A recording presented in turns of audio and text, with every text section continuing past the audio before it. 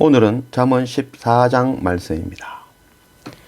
이 세상의 격언과 교훈의 말은 세상에서 어떻게 잘 살아야 하는가를 가르치는 말이죠. 그러나 이 성경 잠언에 기록된 격언과 교훈의 말씀은 세상을 어떻게 살아가는가에 대한 말씀이 아니라 비유를 통하여 하나님의 나라를 가르치고 있는 것입니다.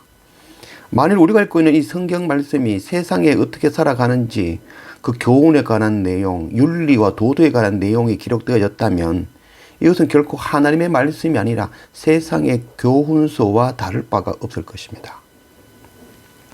지혜롭고 부모님 말씀에 순종하고 부지런히 살라. 이런 말들은 세상을 사는 좋은 말, 좋은 교훈이지만 영원한 생명이 있는 말은 아니죠.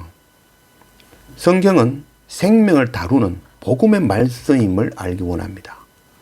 복음은 하나님의 아들 독생자 예수 그리스도를 이 땅에 보내시어 죄로 죽을 수밖에 없는 우리를 구속하시기 위하여 십자가 고난당하시고 3일 만에 부활하시고 마지막 날 다시 오실 것과 그 은혜를 깨닫고 믿는 자들이 열방에 예수 그리스도를 전하고 가르치고 세례를 베푸는 것, 그래서 교회를 개척하고 세우는 것, 이것이 바로 복음입니다. 이것이 하나님의 말씀 성경이며 우리가 읽고 있는 이 잠언의 내용인 것입니다. 기록되어진 글자를 보는 자는 세상 사람들이 다 아는 세상 것을 보게 될 것입니다. 그러나 그 안에 담겨진 하나님의 뜻과 하늘의 의미를 보는 자는 세상이 알지 못하는 크고 놀라운 하나님 나라의 비밀을 깨달아 알게 될 것입니다. 말씀을 통해서, 예배를 통해서 숨겨진 하나님 나라의 비밀을 깨달아 아는 그런 우리 모두가 되기를 원합니다. 오늘 잠언 14장 1절 말씀. 지혜로운 여인은 자기 집을 세우되 미련한 여인은 자기 손으로 그것을 허느리라. 지혜로운 여인이 집을 세운다라고 말하고 있죠. 우리가 옛말에 그런 말이 있죠. 며느리가 잘 들어와야 집안이 잘 된다. 지혜로운 여인이 들어오면 집을 세우지만 미련한 여인이 들어오면 집을 허문다. 이렇게 이해한다면 바로 세상의 이야기, 세상의 책, 세상의 교훈으로 읽게 되어지는 것입니다. 지혜로운 여인은 하나님의 뜻을 바로 이해하고 하나님을 경외하는 하나님의 신부된 우리를 향하신 말씀입니다. 집을 세운다라는 뜻은 히브리어로 벤이죠. 이 벤이라는 뜻이 바로 아들이라는 뜻입니다. 아들은 집을 세우는 자라는 뜻입니다. 참 지혜자는 하나님을 아는 자로 하나님의 집을 세우는 자죠. 하나님의 교회, 하나님의 사람을 세우는 자. 그가 바로 참 지혜로운 여인인 것입니다. 고린도전서 3장 16절 말씀. 너희는 너희가 하나님의 성전인 것과 하나님의 성령이 너희 안에 계시는 것을 알지 못하느냐. 집, 성전. 이 성전은 바로 하나님을 아는 지혜가 있는 사람. 그 사람이 바로 성전이며 하나님의 교회인 것입니다. 복음을 전하고 하나님의 사랑을 전하여 하나님의 사람, 지혜로운 자로 세우는 것, 벤, 하나님의 아들이 되어야 된다는 것이죠. 한 사람을 하나님의 사람으로 세우는 것이 하나님의 집 성전을 세우는 자입니다. 지혜로운 여인인 하나님의 아들 된 우리의 사명인 것입니다. 하나님의 집을 세우는 하나님의 아들 벤, 이 자가 바로 지혜로운 여인인 것입니다. 우리 모두 하나님의 집을 세우는 주님의 지혜로운 신부가 되기를 원합니다. 2절, 정직하게 행하는 자는 여호와를 경외하여도 패역하게 행하는 자는 여호와를 경멸하느니라. 이 정직하게 행하는 자, 우리 세상에서는 정직하게 살아야 되죠. 우리가 정직하게 행하자. 우리가 이 정직하게 행하자라고 읽게 되면 또 세상의 글이라고 할 수 있겠죠. 우리의 정직이 먼저가 아니라 바로 하나님의 크고 놀라운 사랑과 긍휼과 은혜가 먼저이죠. 그 크신 긍휼과 은혜를 아는 자는 결코 하나님 앞에서 거짓말을 할 수 없는 것이죠. 하나님을 경외하는 자는 거짓말을 할 수 없습니다. 입으로 하나님을 섬긴다고 하면서 용서하지 않고 전하지 않고 자기 것으로 섬기지 않는다면 이런 거짓말하는 것이죠. 하나님의 공의에 대적하는 자이며 하나님 아버지를 경멸하는 패역인 것입니다. 하나님을 경외하는 것은 굶주린 자를 먹이고 목마른 자를 마시게 하고 헐벗은 자를 입히고 고아와 과부와 나그네를 섬기고 영의 양식과 내가 가진 것으로 육의 양식으로 먹이는 것이 바로 하나님을 경외하는 것입니다. 하나님을 사랑하고 이웃을 사랑하는 것, 이것이 바로 구제와 선교인 것입니다. 3절 미련한 자는 교만하여 입으로 매를 자청하고 지혜로운 자의 입술은 자기를 보전하느니라. 이 미련한 자는 세상 지식 없는 그런 미련한 자라는 것이 아니라 바로 하나님을 알지 못하고 땅의 생각, 세상의 방법으로 사는 자가 미련한 자입니다. 미련하여서 하나님을 알지 못하는 것이 아니라 하나님을 떠나 하나님 없이도 스스로 설 수 있다고 생각하고 하나님 알기를 거부하기 때문에 미련한 것입니다. 그는 마지막 날에 매를 자청하게 되는 것이죠. 하나님의 심판을 벗어날 수가 없는 것입니다. 반면에 이 지혜로운 자는 하나님의 뜻에 맞게 사랑을 전하고 복음을 전하는 입술로 인하여 영원한 생명을 얻게 되는 것입니다. 4절 소가 없으면 구유는 깨끗하려니와 소의 힘으로 얻는 것이 많으니라. 저도 이 소를 키워봤지만 이 살아있는 동물을 키운다는 것은 결코 쉬운 일이 아니죠. 이 하나님의 방법, 하나님의 뜻은 생명을 살리는 일입니다. 그래서 우리가 그 생명 살리는 일에 고난과 어려움을 당연히 따라오는 것입니다. 소가 없으면 구유는 깨끗해질 수 있습니다. 우리의 수고가 덜 수 있습니다. 그러나 소의 힘으로 얻는 것이 많다라는 것입니다. 소, 바로 우리가 구원해야 될 우리의 수고와 어려움을 이야기하는 것이죠. 마태복음 10장 37절 말씀, 아버지나 어머니를 나보다 더 사랑하는 자는 내게 합당하지 아니하고 아들이나 딸을 나보다 더 사랑하는 자도 내게 합당하지 아니하며 또 자기 십자가를 지고 나를 따르지 않는 자도 내게 합당하지 아니하니라. 자기 목숨을 얻는 자는 잃을 것이요 나를 위하여 자기 목숨을 잃는 자는 얻으리라. 소가 없으면 구유가 깨끗하고 할 일이 없이 편안하겠지만 아무 소득이 없습니다. 그러나 소가 있으면 일은 많지만 많은 것을 얻을 수가 있는 것이죠. 예수를 믿기만 하면 구원받는다는 말은 속이는 거짓말입니다. 예수를 믿는다는 것은 나도 예수님처럼 십자가를 지겠다는 것을 말씀하는 것이죠. 수고가 없으면 소득도 없습니다. 십자가를 지지 않는 자는 하나님 나라의 유업을 얻을 수가 없는 것입니다.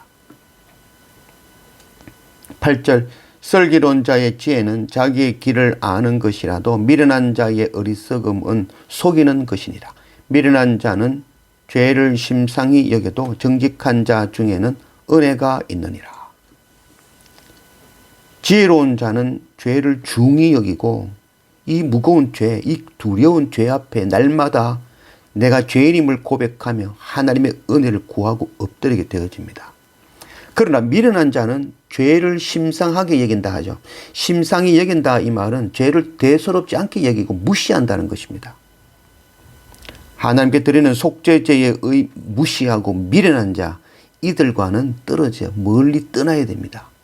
그들과 함께 멸망할까 두렵기 때문입니다.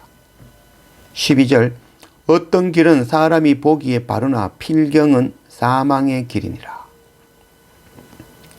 이 사람이 보는 눈과 하나님 관점에는 너무나도 경명한 차이가 있죠. 이 사람의 눈에는 선하고 옳아도 하나님의 관점은 다르다는 것입니다. 그래서 우리가 날마다 말씀을 읽어야 되는 이유가 바로 이 하나님의 관점, 하나님의 세계관을 우리가 배워야 되는 것입니다. 이사야 55장 9절 말씀, 이는 내 생각이 너희의 생각과 다르며 내 길은 너희의 길과 다름이라. 여호와의 말씀이니라. 이는 하늘이 땅보다 높음같이 내 길은 너희의 길보다 높으며 내 생각은 너희의 생각보다 높음이라. 이 사람의 눈은 늘 땅의 것을 보고 판단하죠. 그러나 그 땅의 것을 보는 그 시각은 결국 사망의 길입니다. 이 날마다 말씀과 예배를 통하여 하늘의 생각, 하나님의 세계관을 배우는 그런 우리 모두가 되기를 원합니다. 13절 웃을 때에도 마음에 슬픔이 있고 즐거움의 끝에도 근심이 있느니라. 마음이 굽은 자는 자기 행위로 보응이 가득하겠고 선한 사람도 자기 행위로 그러하리라. 어리석은 자는 온갖 말을 믿으나 슬기로운 자는 자기의 행동을 삼가느니라.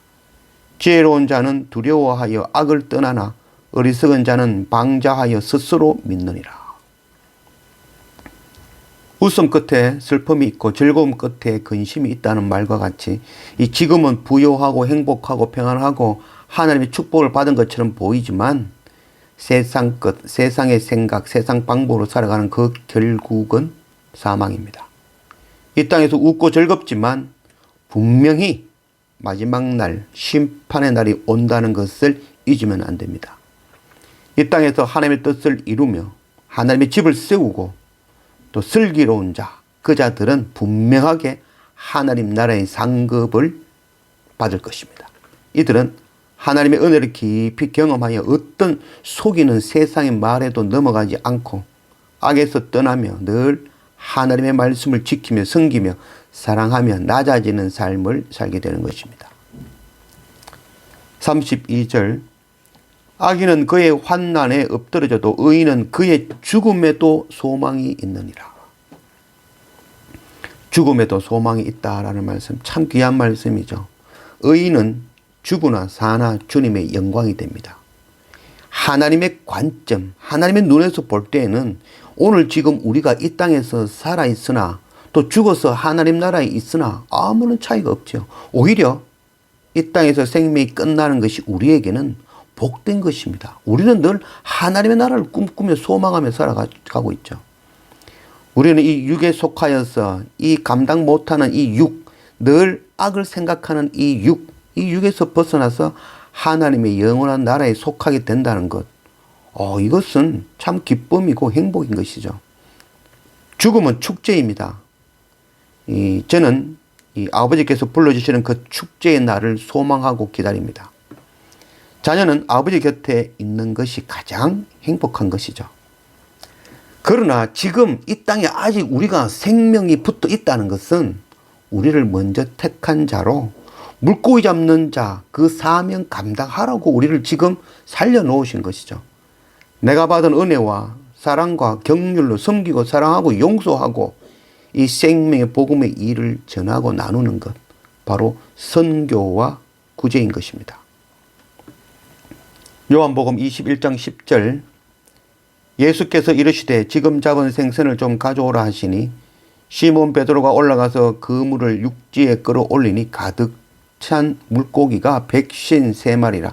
이같이 많으라 그물이 찢어지지 아니하였더라. 제자들이 고기잡이를 하는 갈릴리 호수는 세상을 나타냅니다.